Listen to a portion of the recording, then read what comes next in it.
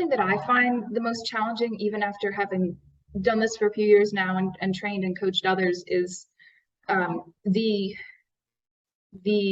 mental kind of awareness and agility it takes to navigate your own reactions in a conversation while also keeping track of what the other person is sharing. That really intentional listening to understand is hard, because we're always going to have reactions and we're always going to have thoughts. But when you're in a deep canvas conversation, you are really you don't necessarily have to be in control of the conversation, but you are guiding the conversation.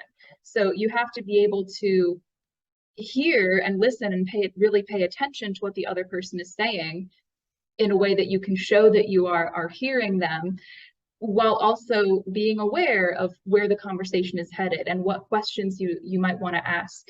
And sometimes that can become easier the more we let ourselves lean into the kind of countercultural style of having these conversations, because it is typical, I think, in most everyday conversations to have a pretty quick back and forth, and you listen and the person responds and they respond.